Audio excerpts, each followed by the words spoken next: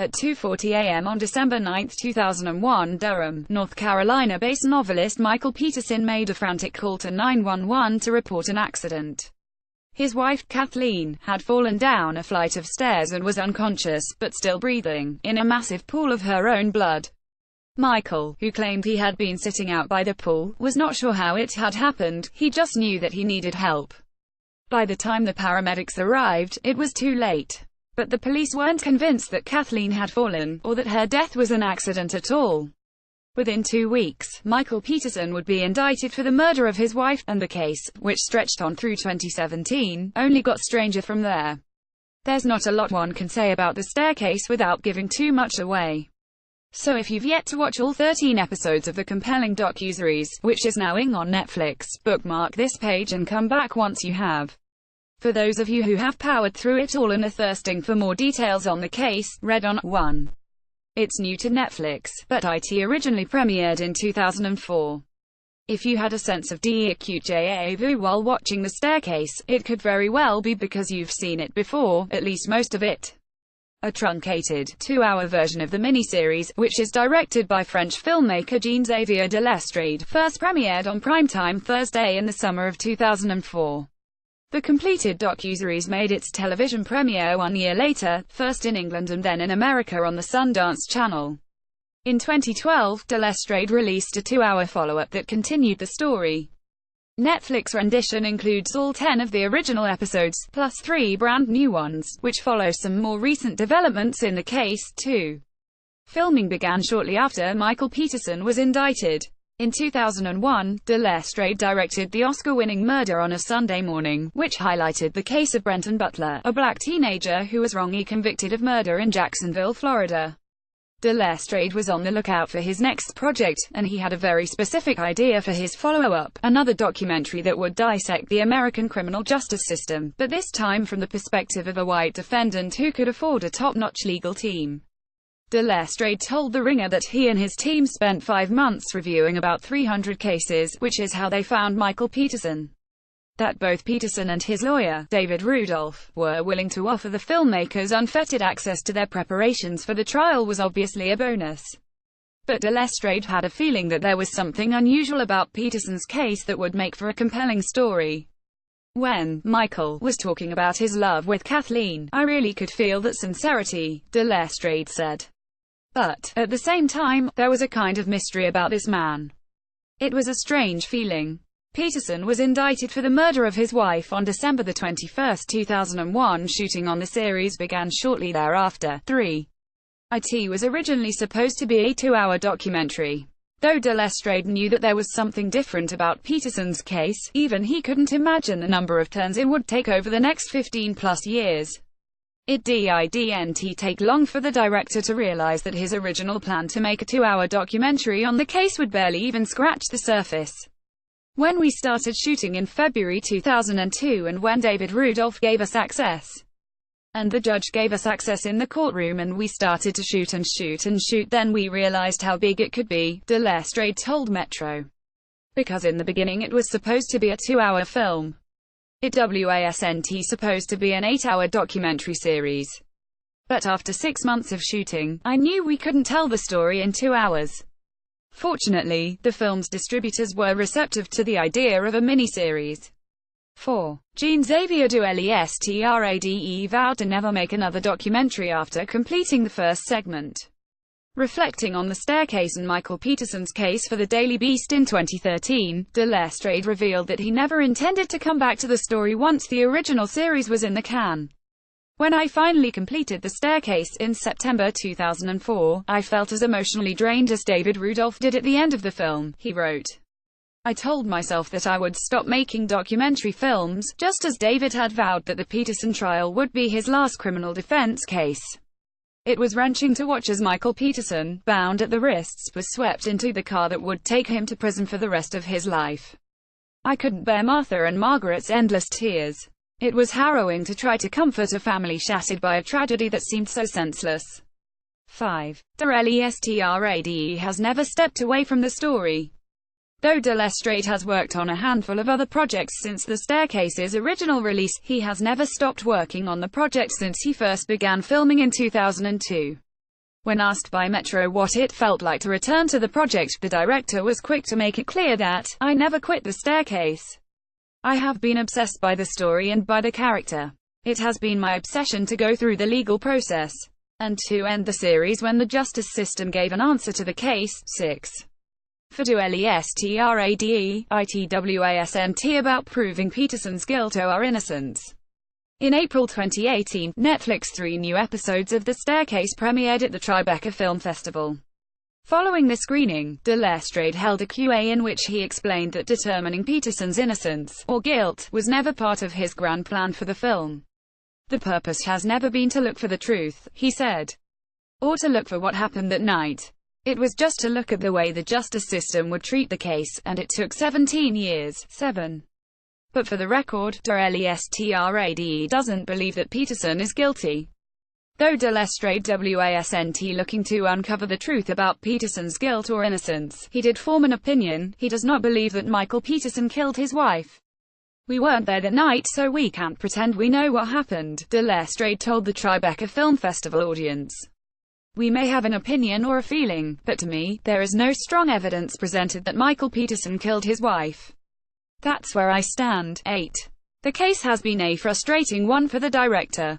Writing for the Daily Beast, de Lestrade admitted that the long road, and contradictory evidence, that has been presented throughout Peterson's seemingly endless legal battles has been difficult to reconcile at times. "It has been immensely frustrating that the truth of this story has remained so obscure for so long.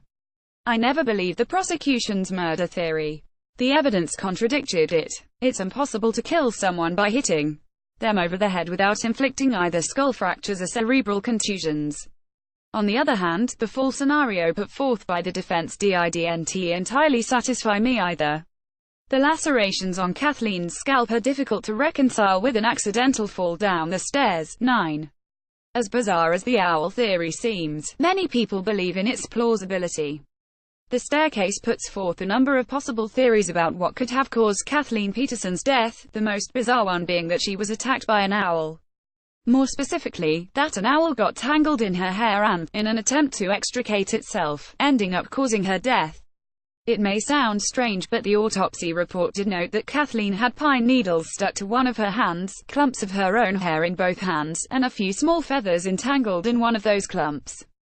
When you look at her injuries, they do appear consistent with being made by an owl's talons, Mary Jude Darrow, Peterson's attorney, told Audubon in 2016. "But I would hate to risk my client's life or future on that argument." Several animal experts agreed in the theory's plausibility, as did the film's director, eventually. "At face value, this theory seemed absurd, so I treated it with a great deal of caution," de Lestrade wrote. Yet, today, I have to admit that numerous facts favor this owl theory. 2 years ago, I met with a well-known neurological surgeon. After a careful look, over several days, at Kathleen's injuries, he told me, "These injuries are not consistent with any form of blunt instrument used as a weapon. These injuries could not be produced with a pipe, hammer, knife, tire iron, or even a hand claw such as would be used in the garden. These wounds, however, are most consistent with lacerations caused by a large raptor, a bird of prey.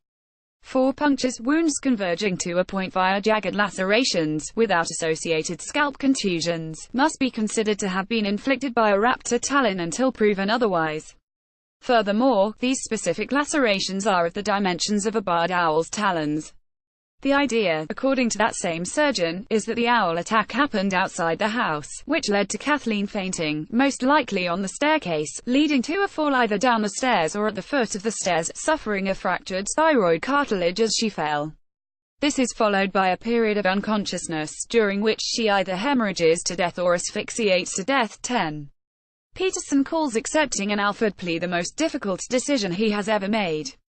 Given that the newest installments of The Staircase involve Peterson entering an Alford plea, a plea deal in which the defendant maintains his or her innocence, but acknowledges that the prosecution has enough evidence to convict them to the charge of voluntary manslaughter, and walking free, it's doubtful we'll see new episodes of the series.